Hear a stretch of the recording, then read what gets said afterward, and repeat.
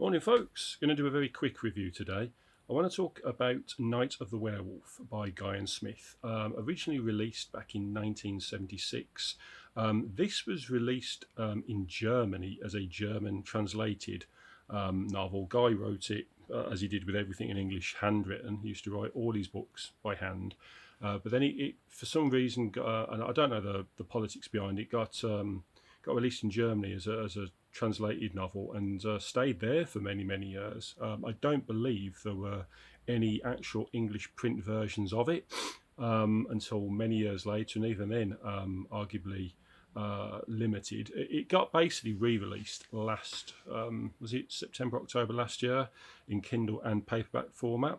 So it's been out for almost a year now, and I thought I'd give it a bit of a plug because this is one that generally speaking, because it's not a well-known book, and it's most of the reviews I've seen have been fairly mediocre, saying it's not one of his best. It's an early novel.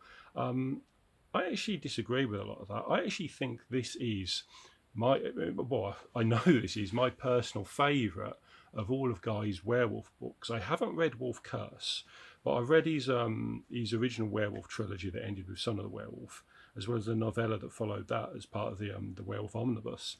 And I think that they're all either okay or decent novels, but I actually think that this is the best of them.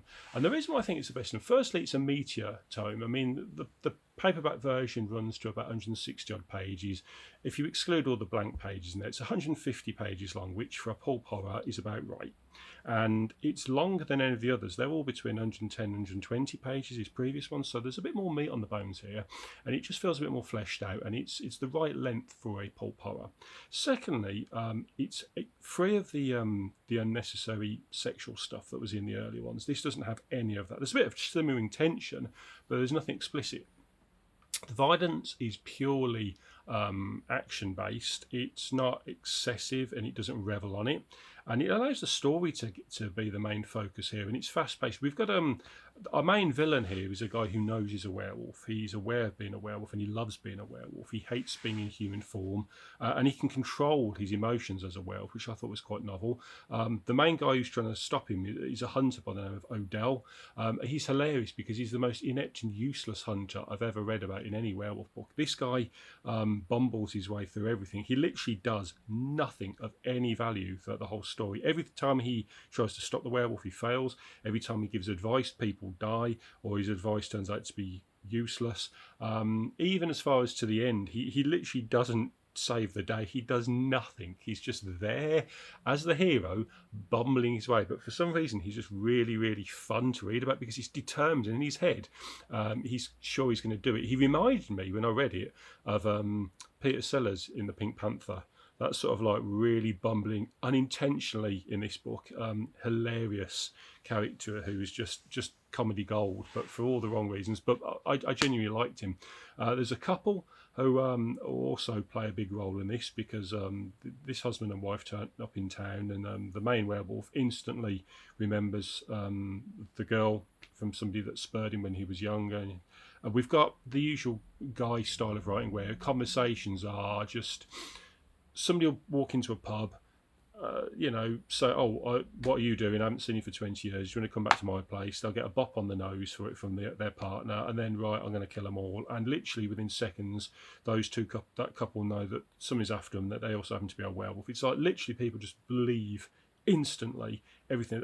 Characterization and believable storytelling, this is not. This is pulp. But in terms of pace and just action and how much fun I had with it, I had a really good time. The ending of this is pretty elongated as well. It's got a nice extended ending where there's a lot going on, and when you think it's going to end, it carries on. It's got a really good little siege at the end at a police station. This is a good one. This is a fun, fast-paced, enjoyable werewolf book. It's been out of print for far too long. Now that it's back in print, I thoroughly advise anybody who likes Guy and Smith's work and who likes werewolf novels in general, give it a go. Well, Night of the Werewolf, I genuinely think is, it's my favourite one that Guy's wrote. Whether it's as good as Werewolf by Moonlight, that has slightly more going on in the story, and it's maybe a darker tale, but I just thought this was more fun.